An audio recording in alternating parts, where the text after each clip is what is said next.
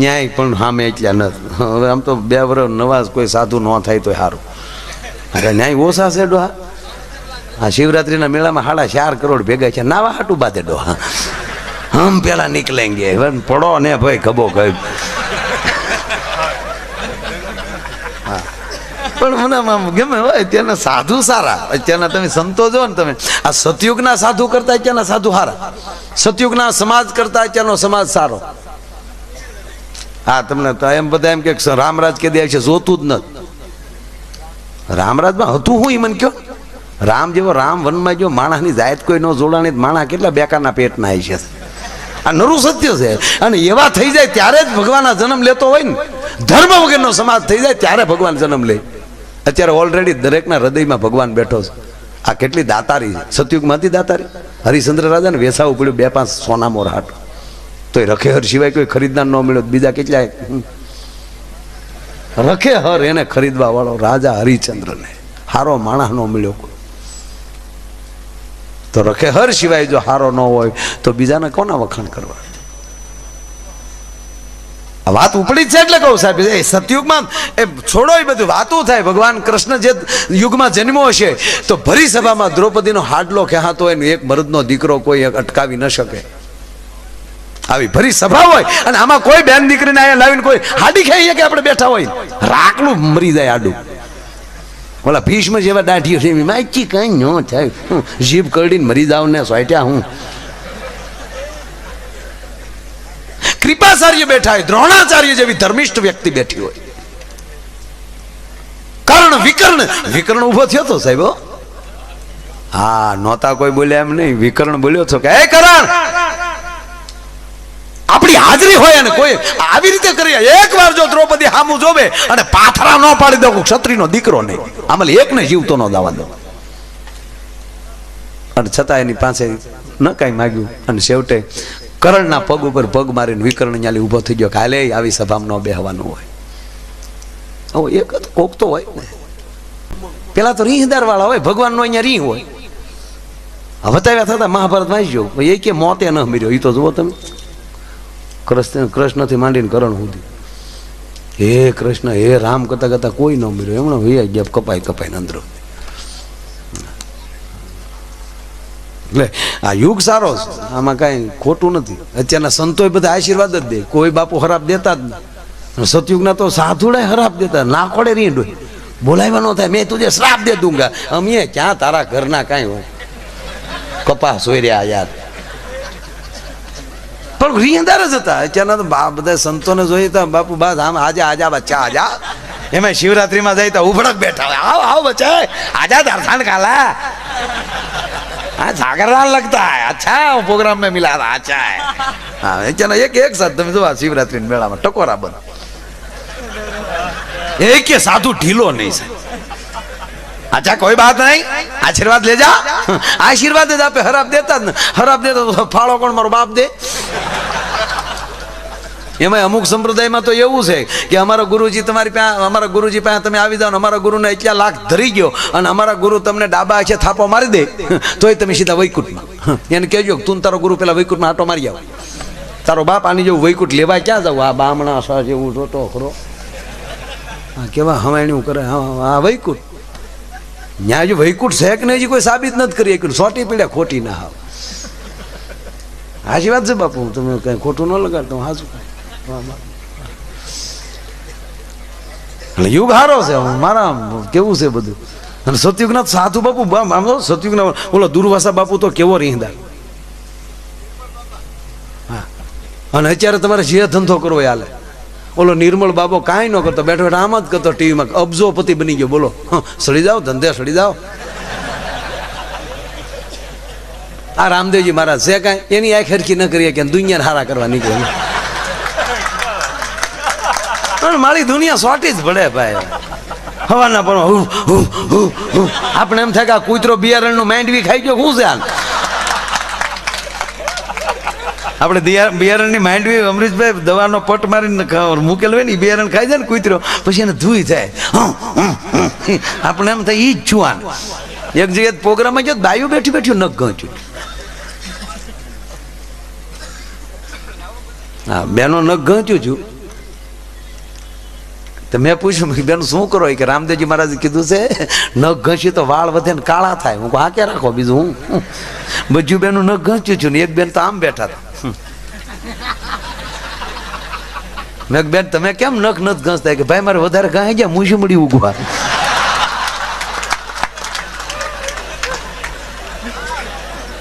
લ્યો કરો લ્યો ધંધો ન ફાવે ધંધો ન કરવો ભાઈ.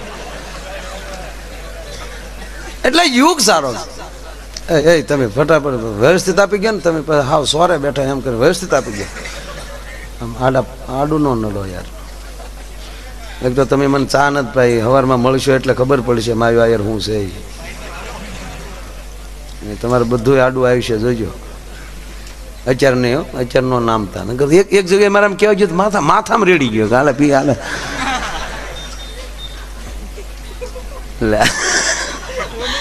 ના ના તમે ડાયા છો યાર ભણેલ ગણેલ છો એવું લાગે છે. હા હું તો નિશાળ ગયો ટ્રાફિક બહુ હતો. હા તમે રૂપિયા બહુ ઉડાડ્યા હે છોકરા. કેટલું ભણો એ તો અમને ખબર છે એવું શું ખોટ ન કરાય. આ ભગવાન એ કે ઘરના ક્યાં ઉડાડે વીણી ઉડાડે. બસ આ નામ ભગવાન શું એટલે ભગવાન કીધું બાળકમાં હું છું એ ખોટું ન બોલે. એટલે મૂળ વાત ઉપર આવું તમને એક વાત કહી દઉં કે અત્યારના સંતો બધા નિર્મળ છે. સતયુગના સાધુ બાપુ રીહદાર બહુ. એમાં દુર્વાસાની તો વાત જ આવે. રાક્ષસોનો મારો વધી ગયો યજ્ઞો અટક્યા. કોઈ ઋષિ મુનિઓ યજ્ઞ કરે એટલે રાક્ષસો ત્યાં આવીને હાડકા નાખી જાય. હા દુર્વાસાનો મગજ જો કે દેવોનો દેવ ઇન્દ્ર, દેવોનો જે દેવ હોય રાજા એને ઇન્દ્ર કહેવાય. એટલે જેમ આપણે મુખ્યમંત્રી કહેવાય એમ પછી ઇન્દ્ર કોણ હતો એ નક્કી નથી. ઈ પોસ્ટ ઉપર આવે ને ઇન્દ્ર કહેવાય. પછી કેટલામો હતો કોણ હતો એનું મારી પાસે કોઈ ઇતિહાસ છે નહીં. પણ ઈ વખતે જે હતો ઈ બહુ બેકાર હતો. એક નંબરનો દારૂડિયો. બિયર બારનું ઓપનિંગ એને કરેલું. બસ એકલું પીવાનું અને ઓલી અપસરાઓનો નૃત્ય જોવાના, દેવતાઓનું ઋષિઓનું જે થવું એ થાય. મારો મહેફિલમાં મંડાઈ ગયો. આનંદ મેળા સિવાય બીજો ધંધો જ નહીં.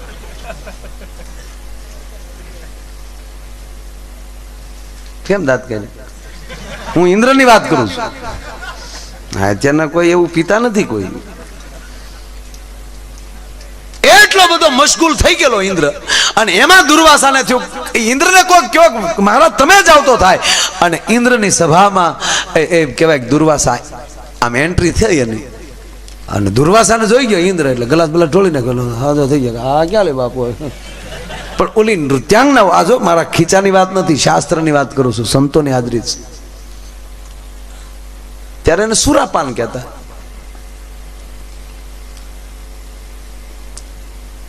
બરોબર આમ દુર્વાસા આવ્યા પણ ઓલી અપસરાને નૃત્યાંગનાઓને ખબર નહીં કે પાછળ ઋષિરાજ આવ્યા છે. એટલે ઇન્દ્ર થોડાક કહાણા બન્યા. ઇન્દ્રના મોઢા ઉપર સહેજ ઝાખેપ ભાળી. એટલે આ અપસરાઓને એમ થયું કે આપણા નૃત્યમાં કઈક ખામી આવી છે ને ઇન્દ્ર ક્રોધમાં આવશે. એટલે એ વધારે મળ્યું ના આવશે. હા દે તકડ એમાં દુર્વાસા પાછળ આવી જાય. ઓલી બાઈની કોણી દુર્વાસાને લાગી. દુર્વાસાને એક તો રીહનું ઝાડું ઘાયે ઘા આવેલા એમાં બાયુને અડાય નહીં અને એમાં કોણી લાગી ગઈ.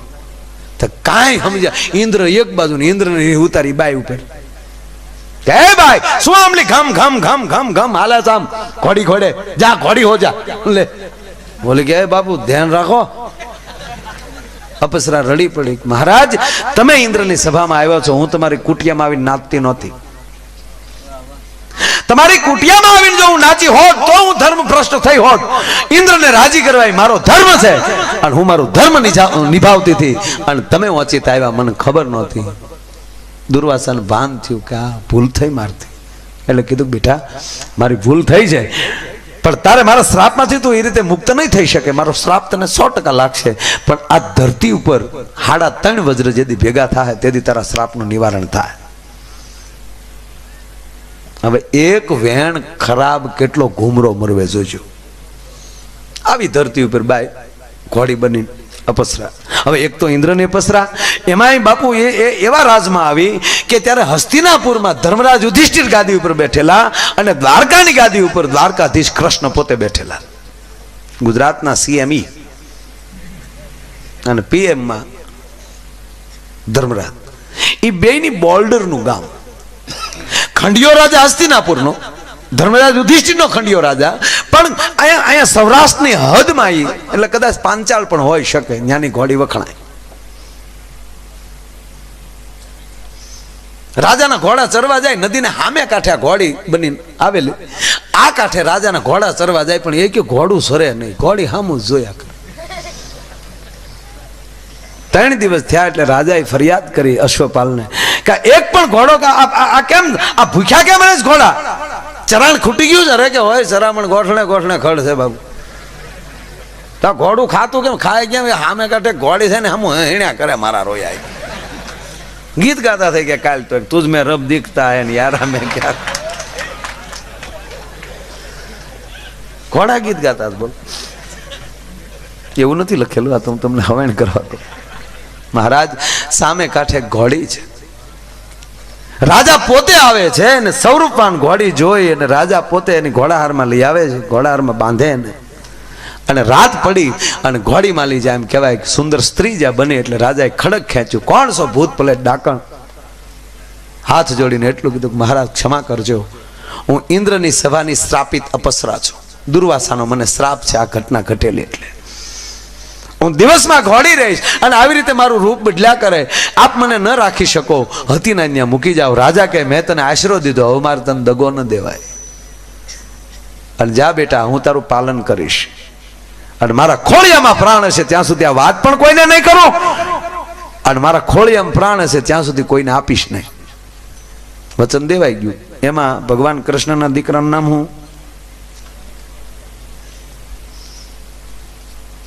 શું નામ? કૃષ્ણના છોકરાનું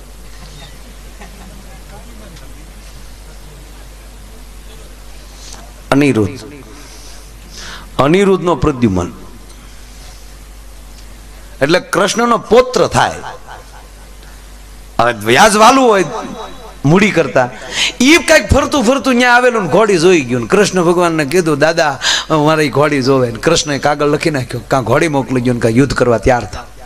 હવે કૃષ્ણ સામે યુદ્ધ કરવું નાની માના ખેલ. ઓલો હસ્તિનાપુરનો ખંડિયો રાજા એટલે હસ્તિનાપુર થી દિલ્હી ગયો. ત્યાં જઈને કીધું મહારાજ એક રાજાએ મારી પાસે ઘોડી માગી છે, ઘોડી મારે દેવાય એવું છે નહીં, કાં મારે યુદ્ધ કરવું પડે, બાકી ઘોડી ના આપી શકું, મેં વચન આપેલું છે કારણોસર, માટે હું તમારો ખંડિયો રાજા છું, એટલે તમે મને સહાય કરો, સૈનિકો આપો અથવા તો તમે સાથે આવો, મારે રાજા સાથે યુદ્ધ કરવું પડે. ત્યાં તો ભીમ હાવ મહાભારતના યુદ્ધ પછી હાવ નવીરોજ બેઠેલો. ભીમ મીડો ગદા હેરખી કરવા, નામ દેને કોણ છે એમાં, એમાં ચપટ શું લેવાનો હોય? એક ભેગો ગમે ને લાંબો કરી દે, નામ દે. ઓલો કે કૃષ્ણ કે તો એ તારે પહેલા કહેવાય, ભલા મને પછી તારે ઘરમાં લગાડવી લાગે ઘોડી હાથ. ભીમ ઢીલો પડી ગયો ને ગદા પગેઠે મૂકી દીધી. હા એ કા મારા દીકરા એ આપણે તાન સીડ્યું હતું, પણ સારું કાં એને સામે બધા નહીં આપણે અમુક નવીરા પડે પછી મૂછ જ મીડ્યા કરવાનો. હા બહુ જેમ ભૂખ્યાલ થતા જાય મૂછ વેરકી કરતા જાય. આપણી નાયતનો ક્રમ છે. ધર્મરાજ યુધિષ્ઠિર ઉભા થઈને એટલું કીધું, ભાઈ કૃષ્ણના હાહે તો અમે જીવીએ છીએ, એ અમારો બાપ છે, એની સામે અમે યુદ્ધ ન કરી શકીએ. રાજા નિરાશથી ત્યાંથી નીકળ્યો અને બરોબર યમુના કાંઠો આવ્યો એટલે રાજાએ નક્કી કર્યું બીજે મરવું એની કરતા યમુનાને કાંઠે મારા ખોળિયામાં પ્રાણ કાઢી નાખું, બળીને મારો જીવ આપી દઉં. લાકડા ખડકી અને જ્યાં બળવાની તૈયારી કરે એટલામાં અર્જુનનો દીકરો અભિમન્યુનો દીકરો પરીક્ષિત તેથી 5 વર્ષનો, એ 5 વર્ષનો એમ કહેવાય કે પરીક્ષિત નાય નીકળે છે અને એક ક્ષત્રિયના દીકરાને એક રાજાને બળવાની તૈયારી કરતા જોવે. અને સાહેબ 5 વર્ષના દીકરામાં ખાનદાની કેટલી છે વિચાર કરી લ્યો. આ હોય ત્યાં નીકળે. હા દેવાય બ્રધરે દીકરો આપી દીધો બરાબર છે, પણ એ 5 વર્ષના ઉગલાની તાકાત તો તમે જુઓ. 5 વર્ષનો ઉગો એમ કે માં મને હણગારશો, ભાઈને કેમ નહીં? ત્યારે માં એમ કહેતી તારે ભાઈ બનીને જવાનું છે. ભાઈ ના આવે બેટા, તારે ભાઈ બનીને જવાનું છે. માં મારે શું કરવાનું બેટા? આપણે ભાઈને રાખ્યો છે ને, ભાઈને લેવા માટે આ લોકો આવ્યા છે. અને એમ કરીને તેથી આયરાણી ગાલે બચી ભરીને એટલું કીધું હતું, બેટા કદાચ તારા ધડથી મસ્તક જુદું કરે લોકો, તારી સામે ખડક ખેંચે, તું ભાગીશ તો નહીં ને? અને તેથી 5 વર્ષનો ઉગો એટલું બોલ્યો છો, માં હું આયરાણીને ધાવીને મોટો થયો છું, અને આ ખોરડાની આબરૂ રાખવા માટે આ તો એક માથું છે, રાવણની ઘોડે 10 માથા હોત ને તોય માં હું આ ખોરડા માટે કુરબાન કરી દેવાની મારામાં તાકાત. આજે ખબીર જ્યાં પડ્યું હોય એ નીકળે કોક દી બાર. એ 5 વર્ષનો પરીક્ષિત વાળાને કીધું કે હેઠ ઉતાર, રાકા મરવા હું પડ્યો છું, નીચે ઉતાર, હું ક્ષત્રિયનો દીકરો છું. 5 વર્ષનો ભલે હરિયન ઘરે ન હોય, જેના ફળિયામાં કુંજર ફરે પછી એને વયની વાતું ન હોય, ઓલા કેહર બચાન કાગડા. 5 વર્ષનો દીકરો એક રાજાને હેઠો ઉતારતો છે, એની ખુમારી તમે જુઓ. નાગના કણાની પૂંછડી પર પગ દીધો જેમ કણું ફૂફાડો મારી ગયો હોય એવો 5 વર્ષના દીકરા એમ કીધું હેઠો ઉતાર. કેમ મરે છે કે આવજો ને તાર દાદા એને બધા આવી રીતનું કીધું. અરે દાદો જો કીધે મારી જણનારી લાજે.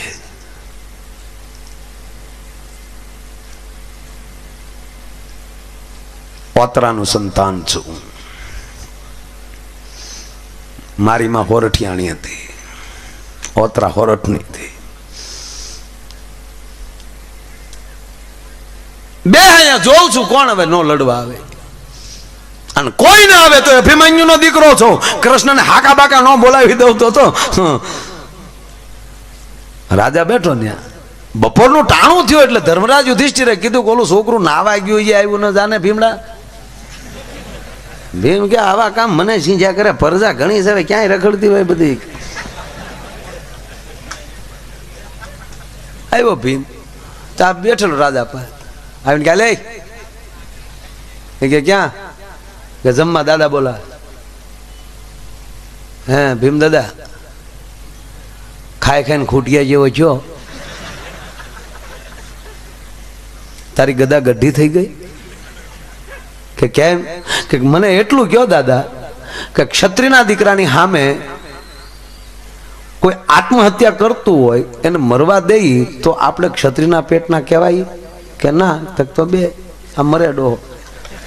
એમ કે મરવા ન દેવાય, એ તો આપણે જવું પડે. બે બીજું હું ભીમ ને બધા બેઠા. ભીમે પાછું કીધું ત્યાં પણ ઘરમાં નાખ્યું હો બધું, અને તને અહીંયા જ ખડકતા ભાઈ વયો ગયો તો ગોમતી કાંઠા છે.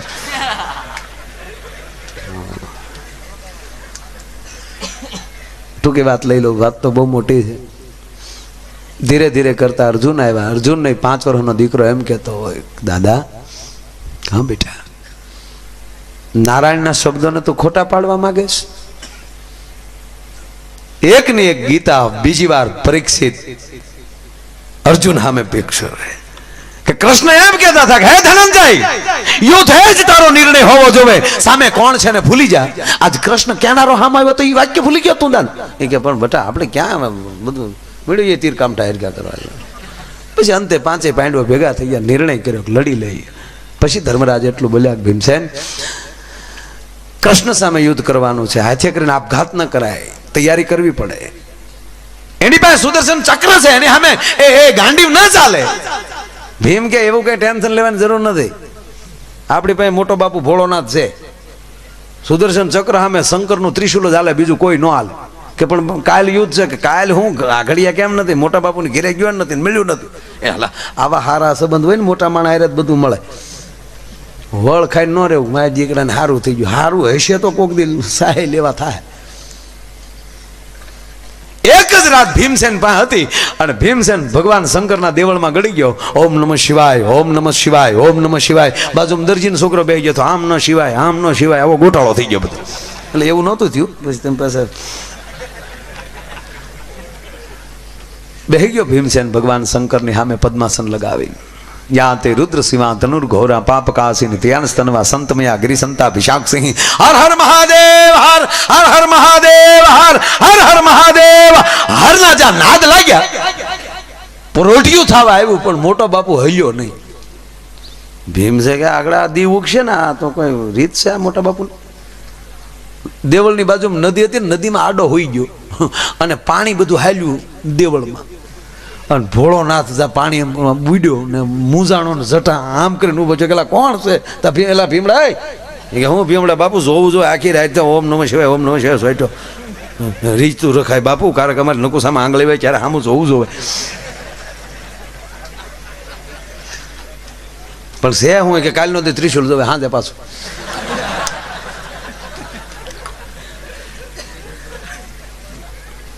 કે છે હું શોખવટ ન કરવાની તમે શોખવટ કરી પાછું તમે બધા એક ના એક ઉપર લેવલે આ ઓલા બેઠા હતા મેં ન કીધું ગાંધીનગરમાં હારે સાપી વેડો આ બધા હા કોને જીતાડવાનું કોને હારવું બધા વહીવટ ત્યાંથી જતા ને આપણે એમ થાય કે ઓલો ઉપડી ગોઠવાઈ ગયેલું હોય ડો બધું ખોટા વળ ખાઈને મરી જતા નહીં કામ કરો ધંધો કરો. હા આમાં બધું એવું હોય હું ત્યાં જાઉં ને મને ખબર હોય અને અમને અગાઉ ખબર હોય કોણ હારવાનો છે ને કોણ જીતવાનો હોય. હા આવું બધું હોય એટલે આપણે બહુ ટેન્શન ન કરવું સારો હોય ને હારે રહેવું. હા આમાં બહુ આમાં ઘણા ને આપણે કહીએ ને ફલાણા ભાઈ ઓલો ખરત પ્રોગ્રામમાં તો આ વખતે કેમ નથી એ ન આવે ઓલો ખરો મારે સામે ફોર્મ ભર્યો હતો મરી જાહો. નહીં રાજકારણ ન નાખતા મારા બાપ એકતા રાખજો. જેટલો વરણ ગામમાં રહેતો હોય આખા 18 વરણની એકતા હોવી જોઈએ. દૂધ જેવું કોઈ ઉજળું વરણ નથી પણ દૂધ એમ કહી દે કે મારા સમાજમાં બીજો કોઈ ન ભળી શકે કોઈ દી માખણ ન મળે. સાય ખાટી હોય તો ધરર ભળવું પડે તો જ દહીં થાય અને પછી એનું મંથન કરી નાખજો એમાંથી માખણ મળશે અને પછી માખણને કડાઈ ઉપર સત્યની કડાઈએ ચડાવી દેશો. સાસુ એની હશે ને એ સાસુ એની ખોટી હોય છે એને આંખે બળી જાય પછી ઘી પેદા થાય. એટલે બધાએ 18 વરણની જરૂર પડે માણસને. હાજે તમારું આ ત્રિશુલ પાછું ભીમને કે પણ ભીમ એટલે બાપુ જરૂર હોય તો જ કહેતા હોય ને. કાલે પાર્વતીજીએ કીધું જ્ઞાન બિચારો કગળે છે ને અહીં પીડ્યું છે તમારે શું કામનું છે. ખરેખર એરુડા સડે બાકી તો કાંઈ આવતું ન કાંઈ. જ્ઞાની કે હું તમે ત્યાં હાવ લોભિયા થતા હતા